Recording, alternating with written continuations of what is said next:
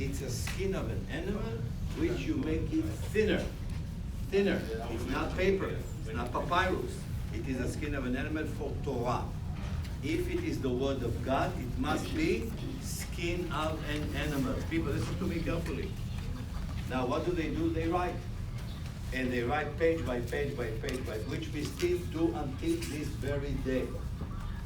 And then they stitch it, one page to the other, and they roll it.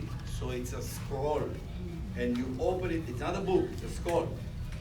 Every Jewish synagogue, no matter where in the world, must have at least one, what we call kosher. One kosher must have, one, at least one. They have maybe more. The average scribe today, when he has to write the scroll, 5 books of Moses, takes him about a year. A year. And therefore the price run between 50,000 to 150 to price, I don't know, whatever you think. You understand? Are you with me? Wow. So, what happens if somebody spills the ink? Something that he misspelled. Something goes wrong. What do? Start over. What do you mean start over? I'm already destroyed the page. What am I going to start over? What do I do with the page that is cannot use it anymore? Destroy it. No, never destroy. Here comes something you need to be aware of. In every Jewish synagogue, I'm talking about Orthodox, so don't go back to America and tell me, Moshe, I went to my synagogue and said, which one? Reform probably, because in the US, most of what you meet is Reform or Conservative. In an Orthodox synagogue, maybe also in Conservative, you will have a little storage in the synagogue. And in the synagogue, you will have those scrolls, all books that can no longer be used. And you know what we do? When we have enough of them, we take them to a cemetery and we bury them. Bury like people, because the word of God should never be destroyed. Listen to this. By the way, to be a scholar, you need only to use your right hand. I'm no good, I'm a lefty. I'm no good, I can't be a scholar. Seriously, I cannot be a scholar. Only with your right hand. Only with your right hand. Okay? So, right hand. So, we have here behind us a photocopy of the Manual of Discipline. It helps us to know, in addition to what you heard, in addition to Josephus Flavius, what these people did, how they ate. You heard already part of the comment, they always eat together, remember, etc., etc., etc. To be a candidate to join them, you need to be 2 years. 2 years candidate, meaning you're not immediately accepted. Say, oh, I want to be one of them. No. 2 years, in those 2 years, you eat separately, you're being in the same, but separated. Only when you were accepted, you are part of the community. What a community. Very harsh law. Why? These people was very passionate about their belief. They say, something will happen soon, something, but we are ready to pay a price, a huge price. We don't want the comfort of Jerusalem. We don't need whatever it is there. We are going to devote our life. Why?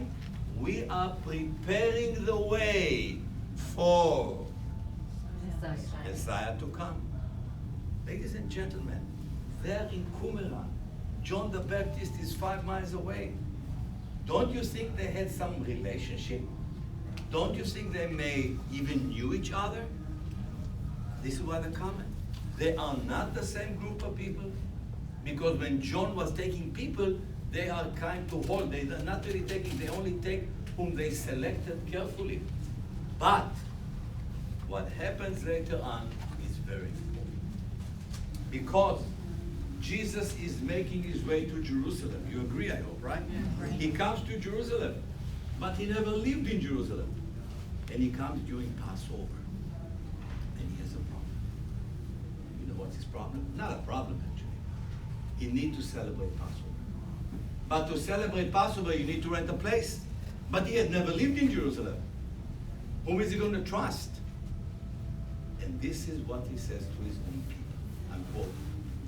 Follow the men that carry the water jar, he will take you to the place. He is not even trusting his own people. He makes an arrangement. He knows where these men that carry the water jar will lead them to celebrate the Passover. Now, why did he say, follow the men that carry the water jar? And nobody asked him a question. Why did he say that? You know why? Because men never carry water. It was a job of a woman. But when you live in a group of men only, like those guys, The men have to do the job of women. And you'd be surprised to know that very close to the upper room, which I want to show you, by the way, I'm sure we'll see it, we found the gate of the city of Jerusalem. We found it. And the gate was known as the gate of the Essenes. And according to Josephus Flavius, the famous historian, if you've heard the name, the Essenes' headquarters in Jerusalem is Mount Zion. And the upper room is on Mount Zion. So what do? We speculate. I mean, do we know for sure? No. Is it a speculation? Yes. But is it a good one? Also yes. I strongly believe, that absolutely Jesus knew of them. John knew of them, Jesus knew of them, and he could trust them. You know why?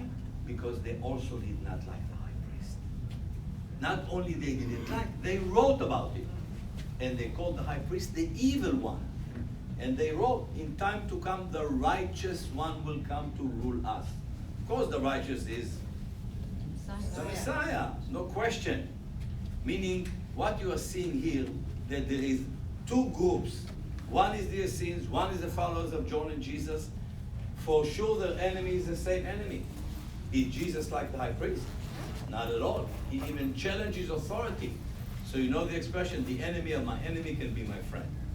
Think about it, and we are, it's not in the Bible, and it's not for sure, so don't go home and say, our guy told us.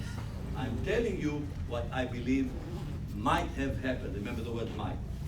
That in my opinion, not only me, Professor Yigael Yadin even called the Essenes the missing link between Judaism to Christianity. That's how we call them. We believe that they for sure have very close relationship. We believe that he, meaning Jesus, could trust them, and he will use their services to celebrate the Passover in Jerusalem. Okay. So far, questions? What happened to them? One, we don't know. We simply don't know. They disappeared from the surface of the earth. But what they left is important. The skulls. By the way, and 2 years ago, we still found a cave, called cave number 12. So the skulls are fascinating because not only on all the book of the Bible except of Esther, but also writing about themselves.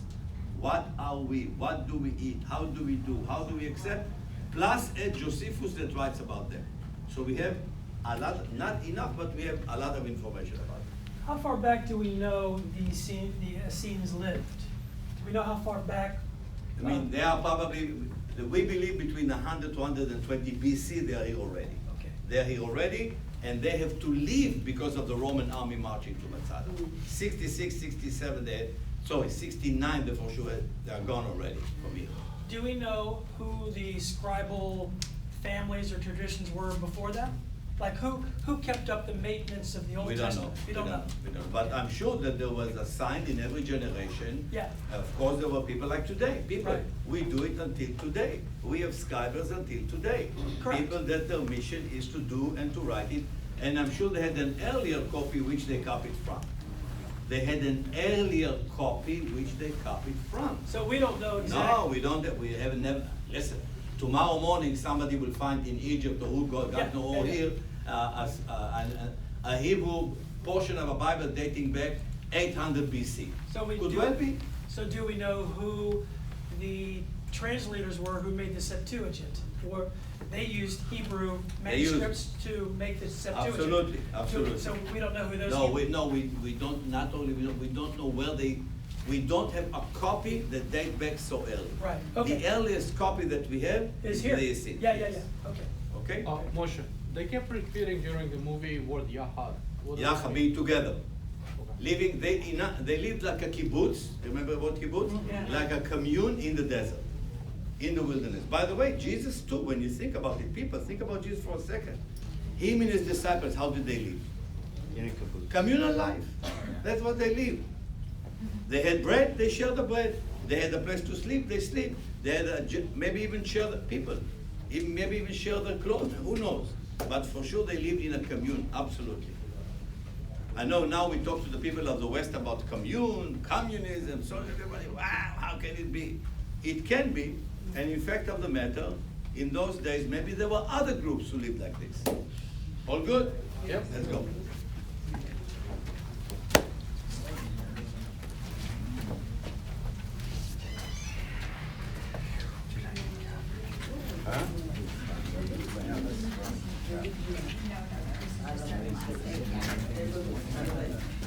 There's someone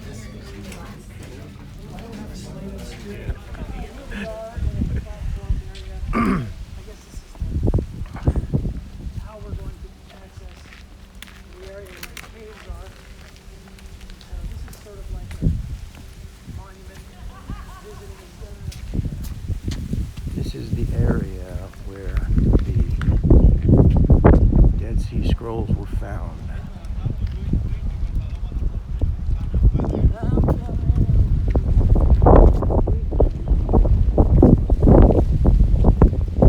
Wide open desert fields, miles and miles, and that's Jordan across the